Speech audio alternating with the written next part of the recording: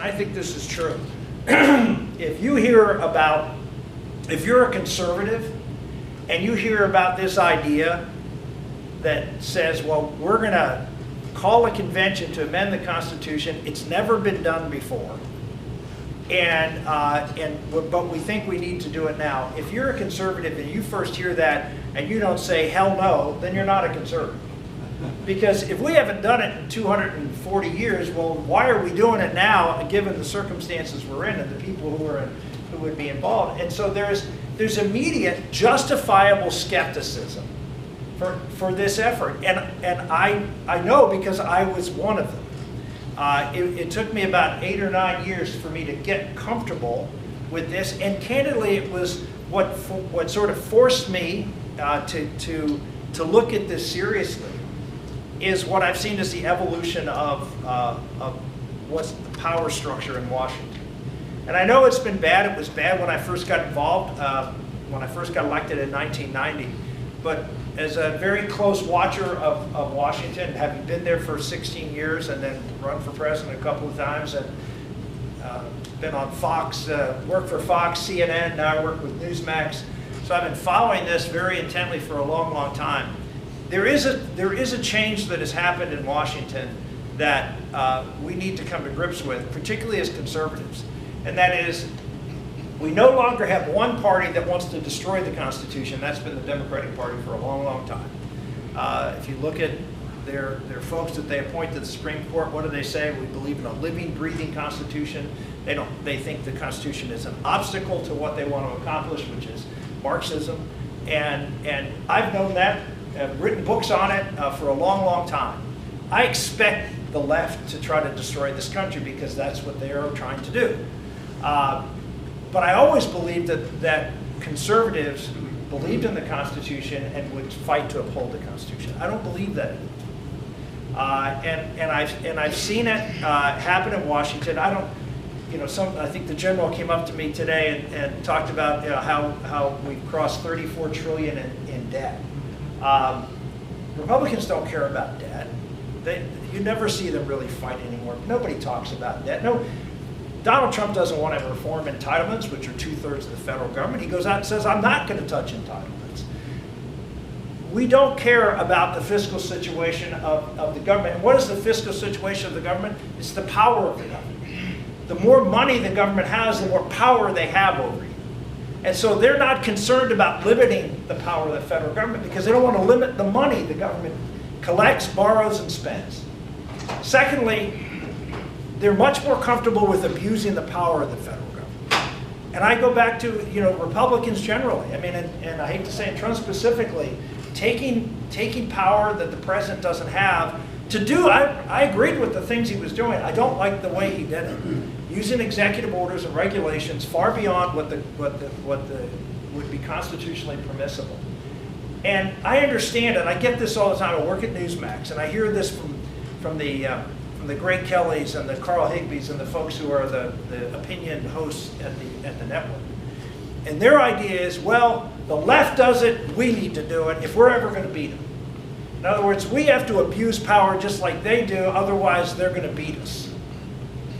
And I say, well, okay, let's say we ignore the Constitution, we ignore the statutes in order to stop them from doing things we don't like, and we win. The question is, what do we win? Because we've lost what we're fighting for, which is a country that's governed by the rule of law that respects certain standards of which we do business. And if we give those up, then we've won nothing. And it's hard for people to understand, particularly grassroots people, and I know there's a lot of great grassroots people here who get really angry about what's happening, but we can't lose sight of who we are and what we're fighting for. And one of the things I love about this effort is that it focuses grassroots who are, I see across, look, I'm going to Idaho in a few weeks, and they've got the pitchforks out and they want to burn down this place, and I get it. I get, when I say this place, I mean Washington. There is legitimate anger out there. And the problem is, if we don't focus that anger on something that's productive, that actually retains this republic, then what we're going to get is destruction. And I just look at what I always say. I look at what during the time I was in office, starting in 1990, and through running for president a couple of times. And I have to honestly say that the country is far worse off now than it was 30 years ago. And I was in charge. I mean, I was there. And I look around, there's mostly gray hairs in this room, and that means this country declined during your watch. And I know a lot of you are in the military, so you're very sensitive to that. And I think one of the things we need to do as Americans is face the truth. And the truth is this country is not on the upswing. We are culturally in decay. We are a country that is destroying its own its foundational principles as a republic that guarantees certain freedom. All of those things have eroded, and eroded dramatically over the last 30 years. And so I look at myself, and when Mark Meckler approached me about getting involved in this, and I really wasn't that familiar with it, and it took me a few months to really come to grips with this, and it took a lot of education. I always say, when people come to me, and I know they're representatives, they're delegates and senators here who you're going to be talking to, who are conservatives, who may have a problem with this, and don't be frustrated with them. Look, it is natural for them to be skeptical, and it is good for them to be skeptical. One of the things that I really, the more and more I get around and I see the hesitancy of senators and delegates and representatives to take on this responsibility, it actually encourages me more that this is exactly the people you want to do this. They're not out there saying, give me the power so I can do what I want to do. They're saying, I'm really worried about this power, and I don't know how it'll be abused. That's exactly the people you want involved, right? And so the more you can communicate with them that their skepticism is a virtue, and that we need people like you to be involved in this to make sure that this isn't, an exercise in raw power. Although the interesting thing about this, the more I looked at this, is if you say, well, you're worried about this exercise of raw power potentially, that people will get into this convention and want to do things and grab power and all this kind of stuff. Well, in a sense, that's what we want them to do, because the power they would be grabbing is taking power from Washington and bringing it back to the states. So we actually want them to be actually fairly aggressive in limiting the power and jurisdiction of Washington, limiting the fiscal abuse that we see in Washington, as well as limiting terms of in my opinion, the most important would be federal office holders, not members of Congress.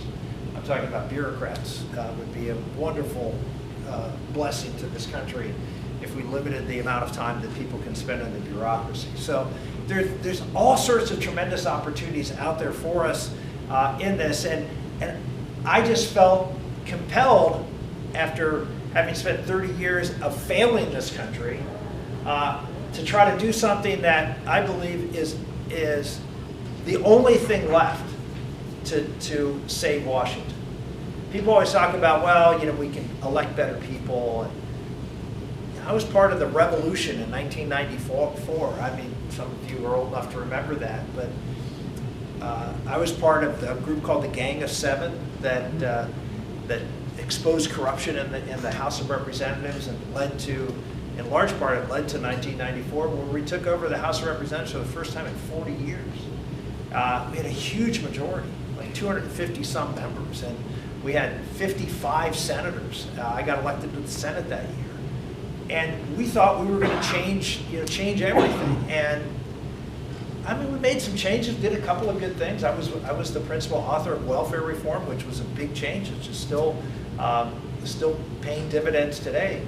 But if you look back, there's really nothing else you can point to. I mean, I can't point to anything major that happened during this Cold Revolution other than that one bill, and we haven't been able to repeat it with respect to other entitlement programs that need to be repaired. you can say we've elected a lot of good people. There are a lot of good people in Washington, but the structure is all tilted against what we believe in, which is limited government and federalism. Why?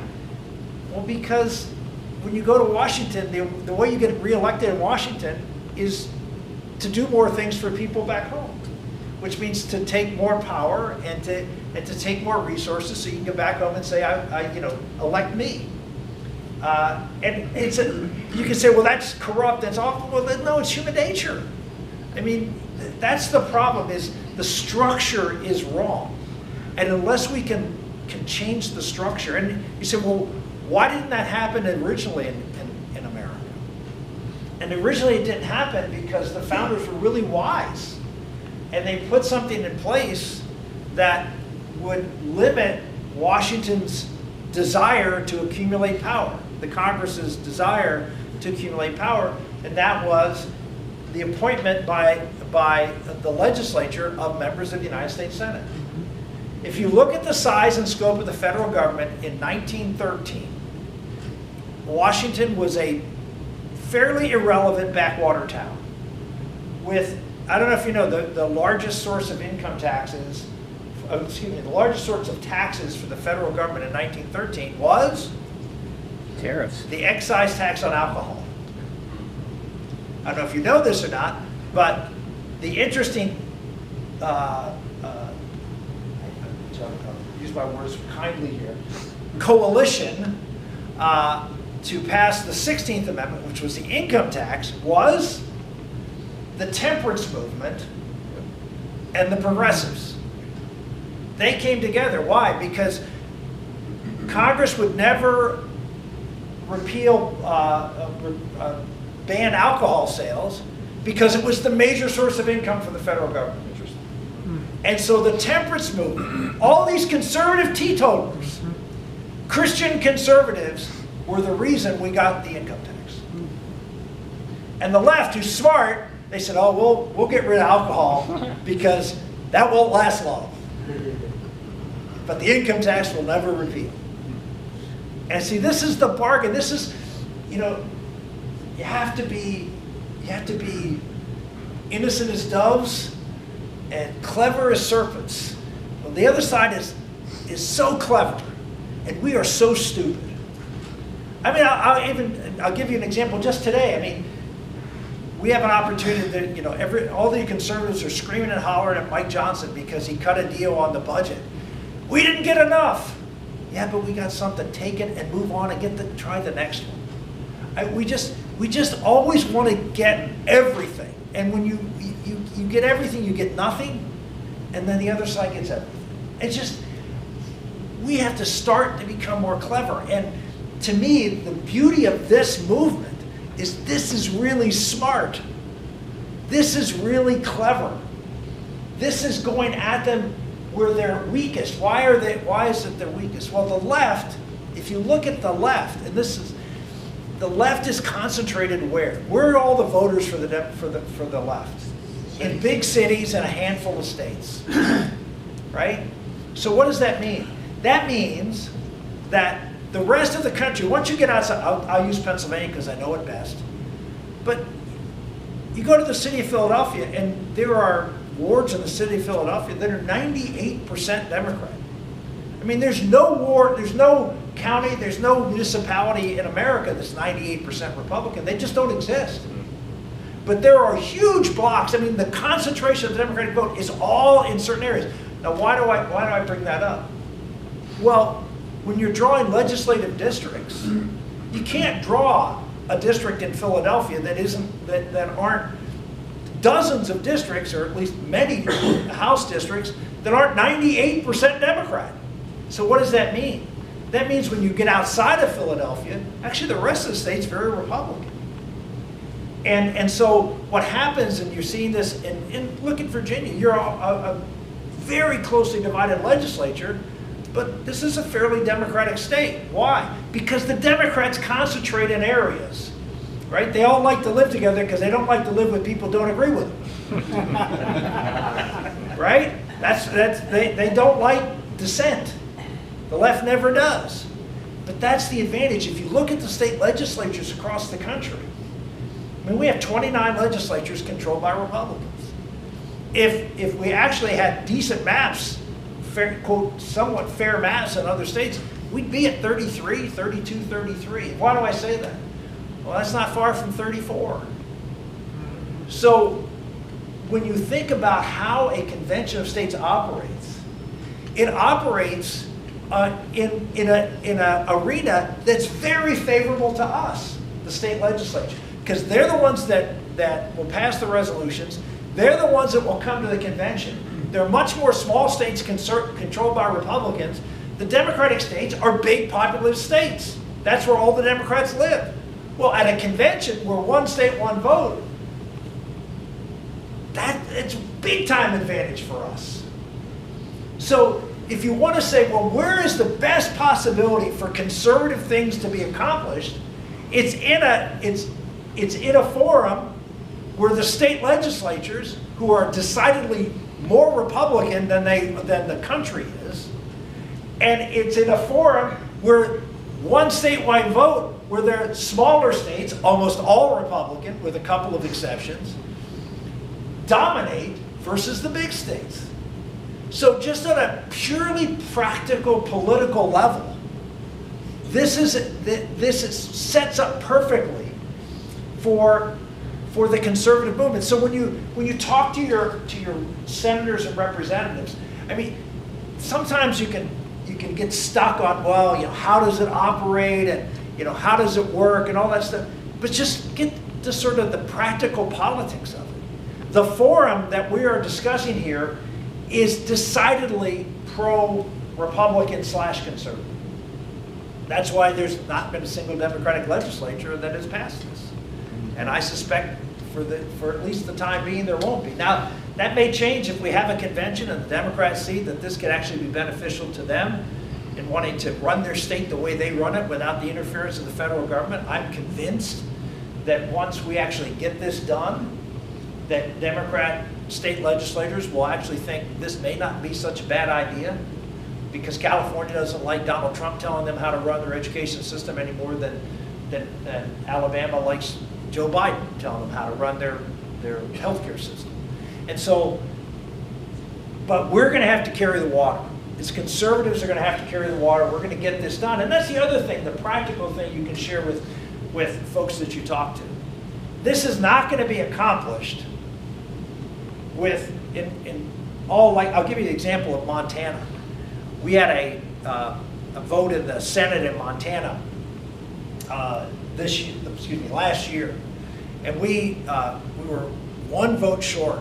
We had several Republicans who were just hardcore. They were not going to support us. There's a big John Birch contingency out in Montana.